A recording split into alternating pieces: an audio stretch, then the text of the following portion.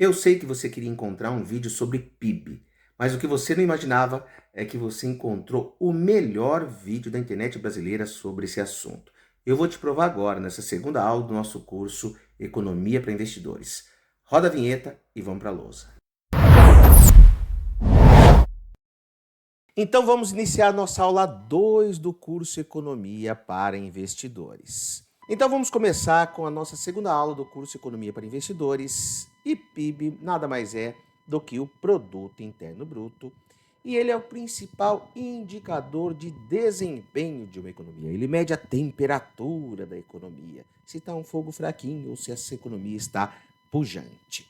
Então é muito comum a gente encontrar várias notícias falando sobre o PIB, como é que eu coloquei aqui. A economia do Brasil deve desacelerar. Então a economia do Brasil vai meter o pé no freio.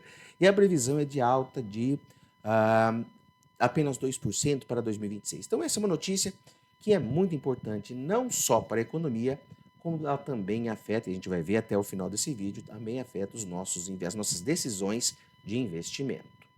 Então a gente vai compreender agora mais profundamente o que significa PIB. Para isso a gente vai precisar entender dois conceitos importantes. O primeiro é o conceito de estoque, o segundo é o conceito de fluxo. Imagina uma banheira que está entrando água dentro dela e já tem um tanto de água ali. A, a ideia de estoque é assim: a banheira tem, nesse exato momento, 190 litros. É uma variável que a gente chama de variável estática. Então, naquele momento, naquela foto, eu tenho tantos litros de água. Já o fluxo é uma medida mais dinâmica, porque ela mede quanto entra de água por um determinado período de tempo. Então, aqui no caso do nosso exemplo, 19 litros por minuto. Deu para entender essa diferença de estoque e fluxo? Vou dar mais um exemplo aqui para você. Suponhamos que eu vou medir lá o meu patrimônio. Eu vejo quanto vale minha casa, meu carro, meus valores de dinheiro investido no mercado financeiro e chego na conclusão que naquele exato momento do tempo eu tenho 2 milhões de reais de patrimônio.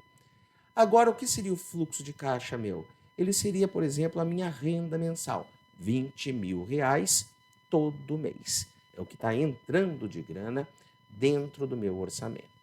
Mais uma vez, deu para entender a diferença entre estoque e fluxo? Se você entendeu isso, o que eu tenho para dizer para você é que PIB é uma variável macroeconômica que diz respeito a... O que você acha? Fluxo. Muita gente tem a ideia de que PIB é uma variável de estoque e não é. O PIB, ele não é o quanto de dinheiro o Brasil tem guardado numa conta, por exemplo, lá no Banco Central. Nada disso. O PIB mostra a quantidade de riqueza gerada num determinado período de tempo. Então, se a gente lê uma notícia assim, em 2025, que é um determinado período de tempo, 12 meses, o PIB do Brasil foi de 12,7 trilhões de reais. Ou seja, esse foi o total de riqueza gerada dentro daquele período. E aí a gente já está pronto então para entender um pouquinho mais a definição de PIB. Se a gente pegar uma definição mais formal, a gente vai falar que PIB representa o valor de mercado de todos os bens e serviços finais. A gente vai deixar esse bens e serviços finais para daqui a pouquinho. Então é o valor em dinheiro, valor de mercado, de todos esses bens e serviços finais produzidos em uma economia. Então pode ser dentro de uma cidade, dentro de um estado, dentro de um país, ou pode ser o PIB mundial, durante um período de tempo. Por quê? Porque PIB é uma variável fluxo. E o que significam esses bens e serviços finais de uma maneira bastante simples para você compreender?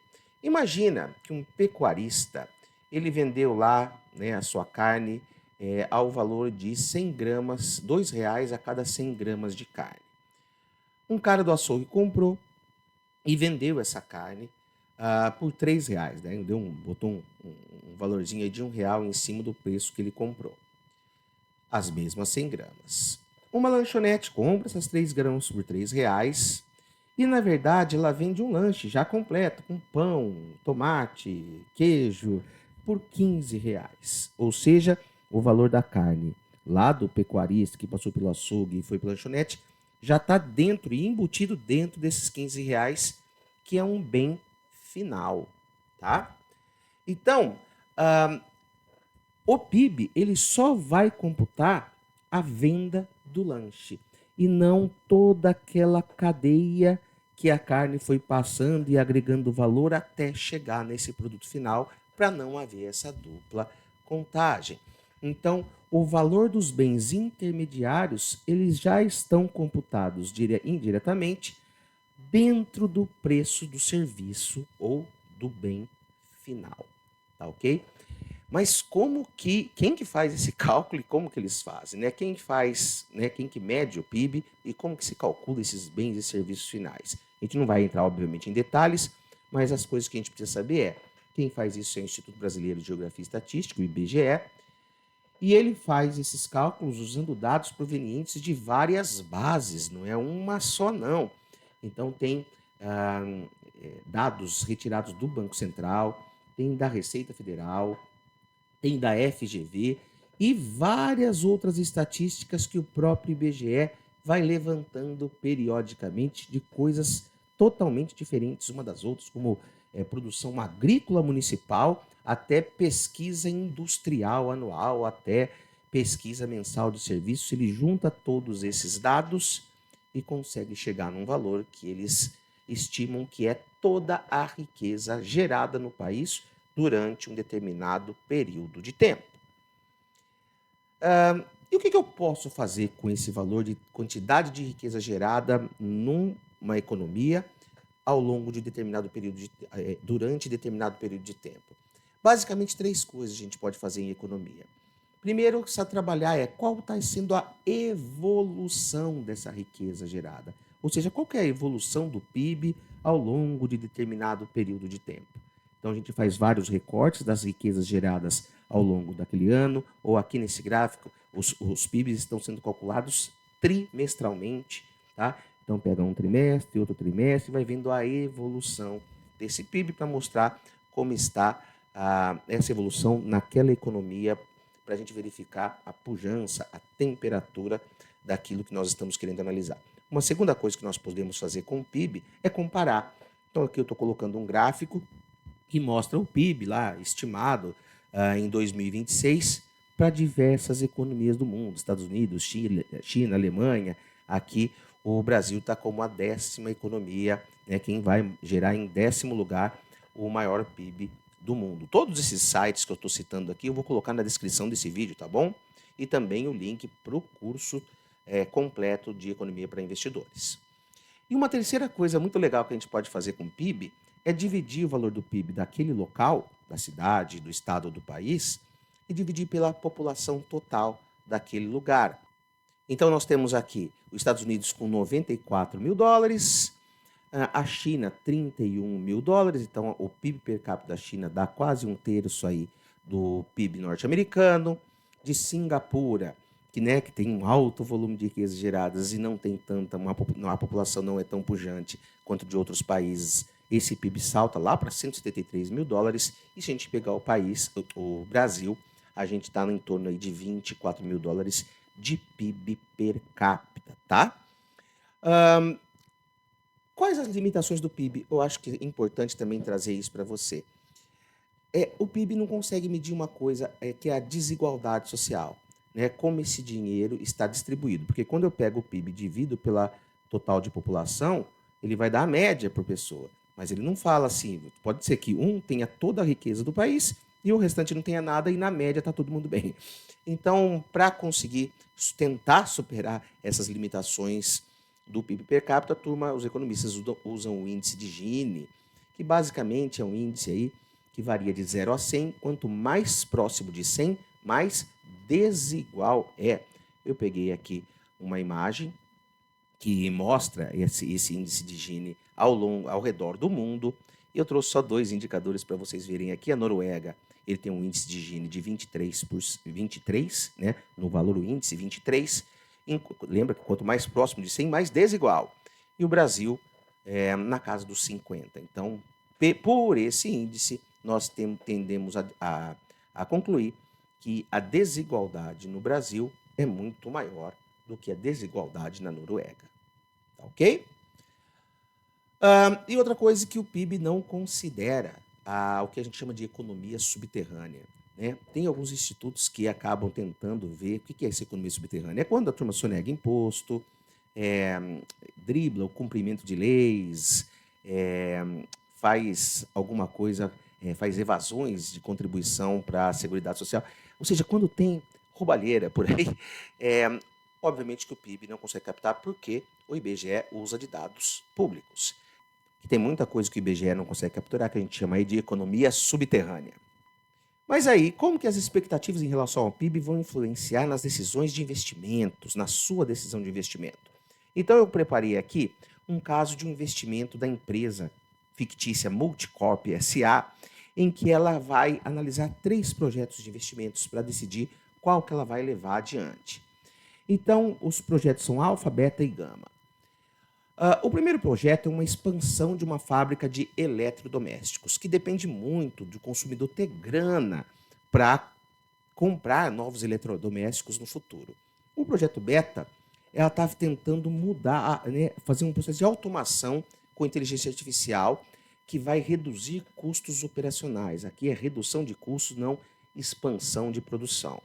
E o projeto Gama, ele está voltado para o setor agropecuário, visando o mercado internacional. Então, são 3 projetos bem diferentes. E como que o PIB, né? Como que considerações sobre a projeção do PIB, sobre as expectativas em relação ao PIB, por exemplo, para os próximos 5 anos, pode afetar a decisão de qual investimento escolher. É óbvio que o PIB não seria a única variável a entrar dentro desse processo de escolha, né, de qual projeto escolher. Mas só isolando o PIB, como que ele poderia afetar os 3 projetos. Então, em relação ao projeto Alfa, é óbvio que ele tem uma grande sensibilidade em relação ao PIB, porque como é uma fábrica de eletrodomésticos, se o PIB cresce, aumenta, né? Espera-se que aumente o poder aquisitivo das pessoas e elas comprem mais. Então, o projeto Alfa se daria muito bem.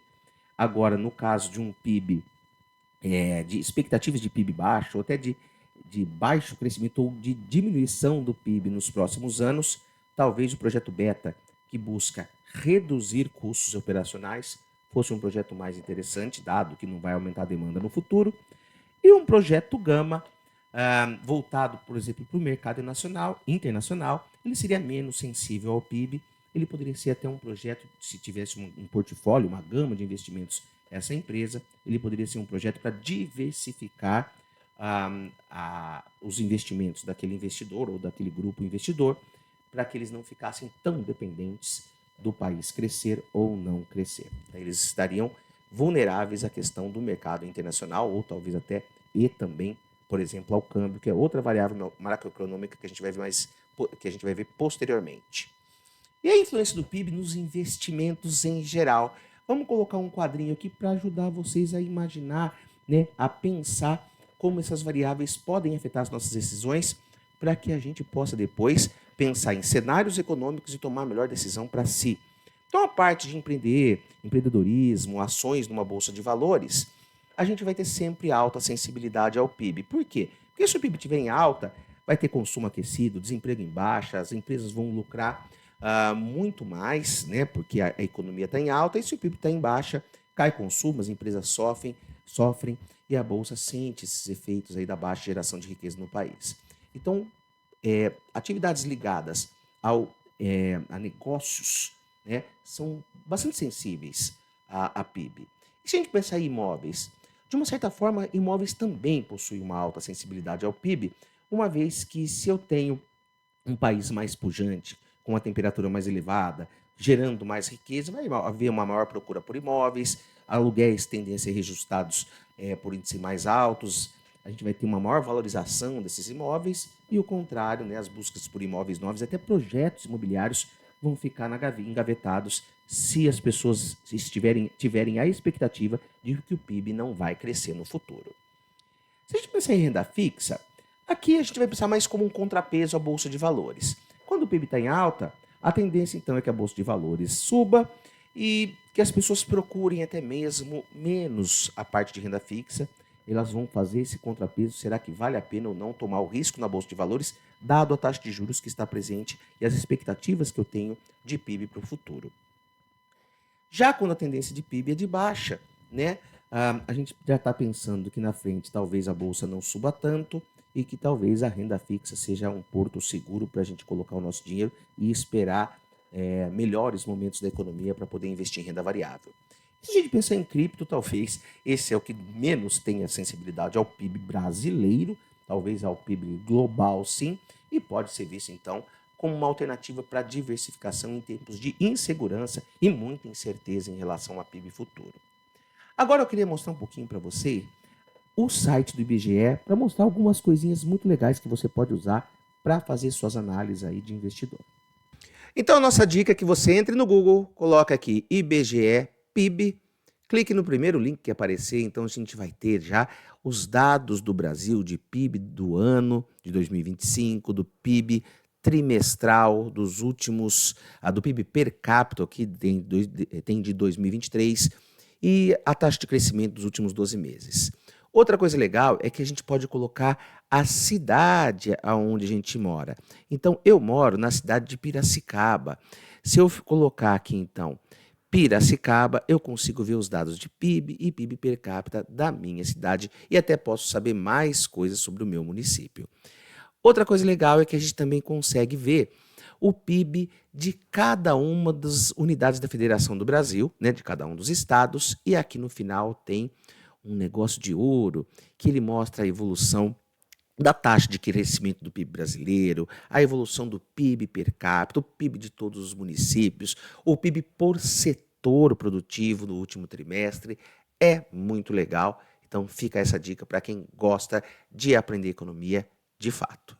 Então, concluindo, nós temos que o PIB ele captura a temperatura, a pujança de uma economia num determinado período de tempo.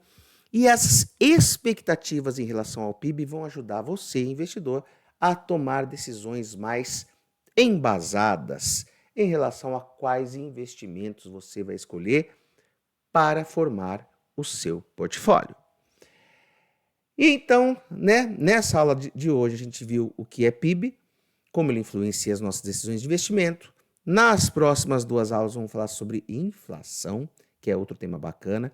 Depois, nas aulas seguintes, sobre taxa Selic e taxa de câmbio, para que depois a gente se sinta à vontade para discutir políticas econômicas, política cambial, política monetária, política fiscal, como que isso afeta as nossas decisões enquanto investidor. E aí a gente já vai estar pronto para traçar cenários econômicos e tomar boas decisões de investimento. Se você gostou desse vídeo, assista o restante do nosso curso, clique em compartilhar, curte, ativa o sininho, se inscreva no canal e ajude a compartilhar conhecimento gratuito e de extrema qualidade. Te vejo no próximo vídeo e deixe seu comentário aqui. E aí, você gostou dessa aula e gostaria de assistir a todas as outras aulas do curso Economia para Investidores? Aqui nesse cantinho aqui, ó, eu estou deixando o card, tanto para o curso completo com todas as 15 aulas, como também o botão de inscrição para você dar aquela ajuda para o canal. Forte abraço!